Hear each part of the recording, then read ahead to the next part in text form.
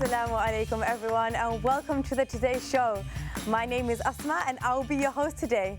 We've got a brilliant program today, so I'm sure you're really excited to see what's on for today. Our first guest is Shezad Nawab, MBE, a profoundly deaf British Asian entrepreneur, international speaker and author. With over 20 years of experience mentoring startups and scaling businesses globally, he brings unmatched insight and innovation. He's been honored with awards like Alumnus of the Year and the Al Mu'mineen Khadija Award for Excellence in Enterprise. Shezad's book, Born Deaf to an MBE, shares powerful stories to inspire and empower future entrepreneurs. Welcome to the show, Brother Shezad. And we've also got our interpreter here, Rachel, and she will be doing British Sign Language interpreting as well. Hello, Asma. It's lovely to be here. Thank you. I'm so excited to hear more about what you've been up to. So what is it that you've been up to today with us? Well, if I explain, I was born profoundly deaf. So, and deaf people are different and unique. The same as hearing people, we're all different. So I was born and raised, and I have been profoundly deaf all my life. Amazing. Can you tell us a bit about your journey from being born deaf to receiving an MBE? It would be very interesting to know about this. So, obviously, when you're born profoundly deaf, you have issues with communication barriers. You have to try and try again, and sometimes you fail. You need mentors. And luckily, my father was my mentor. And my parents can sign a very basic level of British Sign Language. We say level 1, which is the first level of British Sign Language. And I remember asking my father when I was young, how can I become a millionaire, Dad? And he said, I'm worried about your communication barriers, son, but come into my business, work with me. So he had branches of the post office and also did property development. So I shadowed him in his business whilst I was still studying at school and college and university, and built up my confidence like that. Wow, that's such a inspiring journey, because you didn't let barriers be barriers really, and you kind of listened to your dad, but also kind of broke through those barriers as well through kind of the experience of your dad. Can you tell us a bit more about how your journey was and how you broke through these barriers?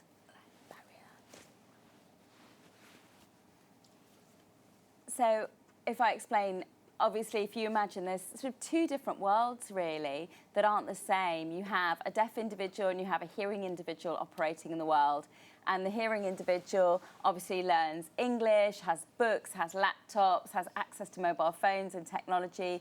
For a deaf individual, there's extra labour. If you want to have a business, you need to apply for a government grant called Access to Work, which takes hours and hours and hours of time before you can get an interpreter to go out to any meetings that you want to do, any networking you want to do, if you want to be on boards or lobby the government. So it's an additional labour. So it's different for deaf people. We do live in quite different worlds. So it is two different worlds, and sometimes it can cause, some barriers when you're approaching networking events and things like that. But how did you get inspired to start your first business?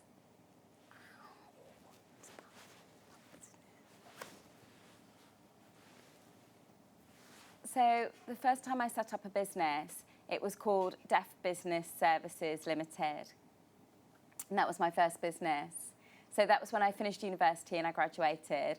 I wanted to be a business owner. I wanted to set up my own business. I had branding, I had an office, I went to networking, I gave out my business cards. But then I encountered an issue. Because my company was called Deaf Business Services, when I went out to network, obviously, when you're networking in the different communities, it's different networking with hearing individuals. So I would show the branding, and my branding had the word deaf in it, and I realised actually that potentially was an error, because hearing community thought that I was a charity, and when actually I was a commercial enterprise. So I rebranded my business to business consulting, and suddenly business took off, and people could understand what my business was about. Wow, that's brilliant, and especially because I think you identified those challenges, and then you kind of changed it according to what is kind of the best way to go about your business. And I think that's a really important aspect to have, to be evolving and to kind of just continue to change and to continue to match the kind of the hearing world, should you say. What challenges did you face as a deaf entrepreneur, and how did you overcome them?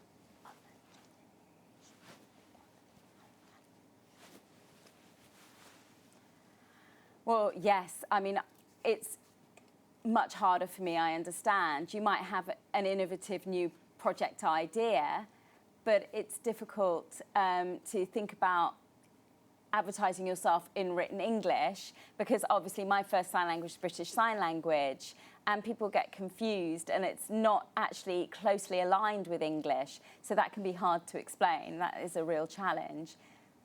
So when I try and use the written word, and I've had to ask my family and my friends in the past to actually give me feedback on my use of written English, it's not that easy actually, because you're always double checking yourself and making sure that your written English is the best it can be. So it's very hard to achieve recognition when you are battling against barriers like that.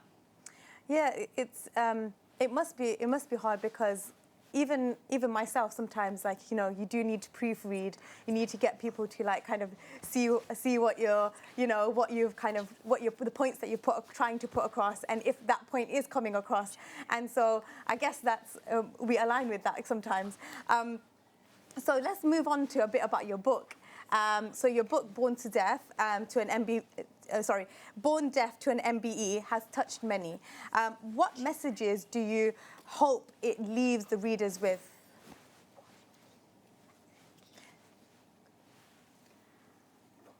Oh, well, I'll explain. I started writing my book, and when I was doing my best work, I was doing international travel, I had business, I was lobbying the government, I was going to networking, and then suddenly in 2020, and between 20 and 2021, with the COVID pandemic and lockdowns, and then people had to wear masks, and that is really difficult for deaf people to communicate through masks and trying to lip read through a mask.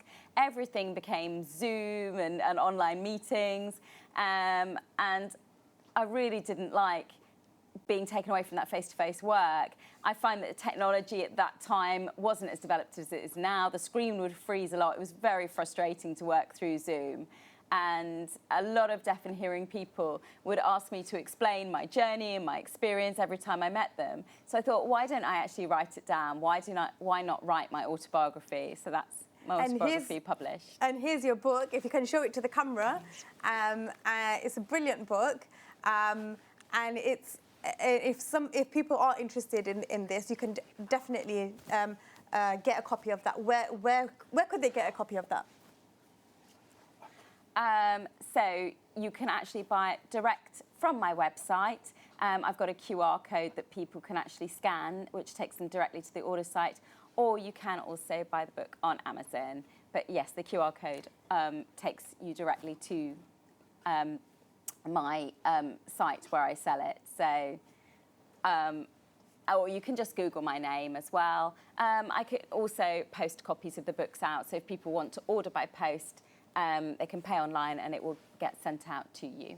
Amazing. So we will touch on that again before we end, so that people can search your name and search the book as well and have a copy and order it from yourself. That would be amazing.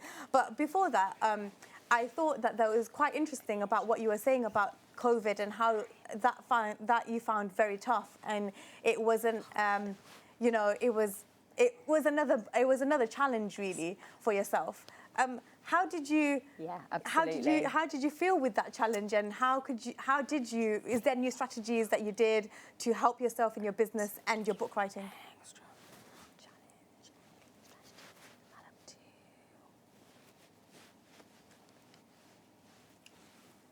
So prior to the pandemic, everything was going really, really well.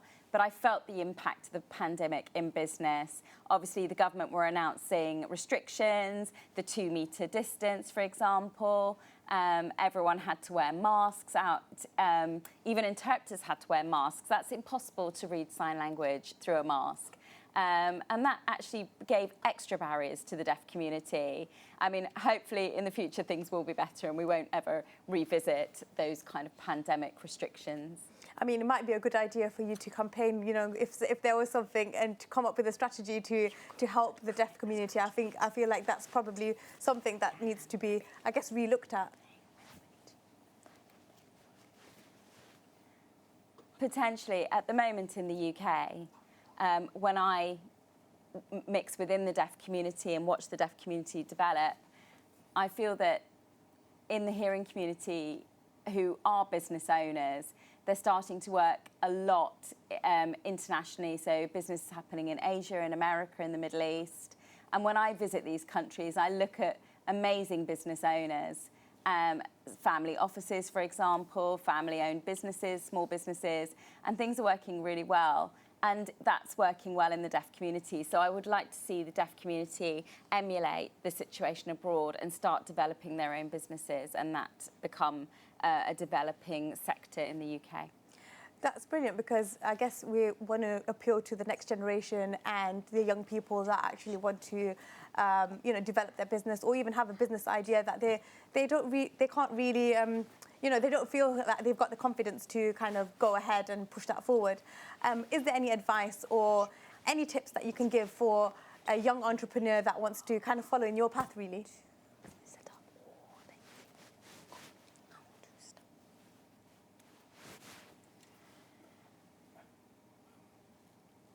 So I'm thinking about S for saving, and E, saving and economics.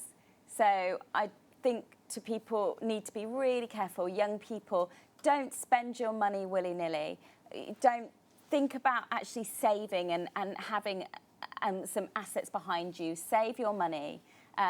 Maybe you might save it to invest in something like property, maybe to start up your own business, maybe buy gold, maybe buy art. But think about actually investing your money rather than just spending it on trifles. Yeah, I think that's one of the key things that we've got at the moment, that a lot of the young people want to see quick kind of quick returns, and I think that's the problem sometimes, that people don't want to take their time and do, you know, the savings, or, you know, invest in something and see it after a few years. I think that's probably because it's just because it's a very fast-paced world. What would you say to those people, especially living in this fast-paced world?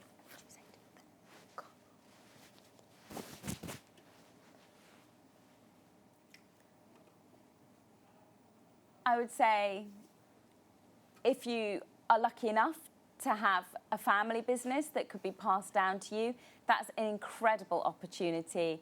If you're a freelancer, yes, you start your business small, but you have to try your best to grow it. It takes a lot of dedication and commitment. You need to ask your friends and family to invest in your business. And maybe you start small, but then see what happens. It could be digital technology, could be a restaurant or a cafe that you're really passionate to start up, could be investing in property. But really think about developing your skills and developing your business opportunities that you have around you. Amazing. How do you see the future of inclusive entrepreneurship in the UK and beyond?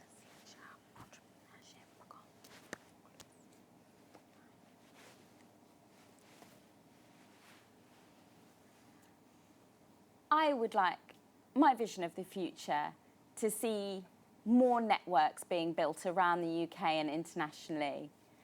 I'd like to raise deaf people's profiles in the UK and internationally, showing that they can do anything. And also think about the intersectionality of the deaf community and the disabled community as well. And I'd like to see those deaf and disabled owned businesses grow.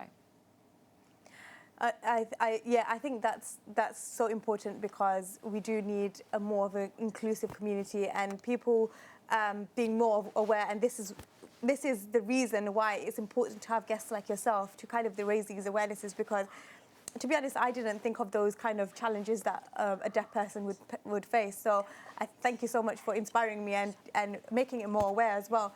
But before we kind of like end this segment, I'd like you to kind of tell the audience a little bit more again and show your book again and how they can buy your book directly from yourself. Yeah, just show it to the camera. That would be amazing. Yeah.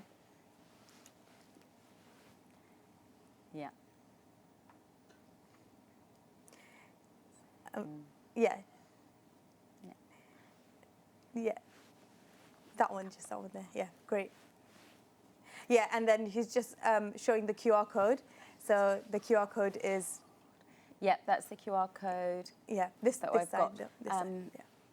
Yeah, that one. Yeah, that's the one. Yeah, that's the QR code. People can hold their phones up to it. So I think that's how you can get into contact and hopefully purchase the book. But that was an amazing kind of segment, and I think that was so important for us to kind of understand and be more aware of the deaf community and the barriers and the challenges that could potentially be faced. So thank you so much for coming, Brother Shezad, and thank you so much, Rachel, for doing the interpreting as well. It was really helpful. Thank you so much. But for now, we're going to go to a break, so we'll see you after the break, inshallah.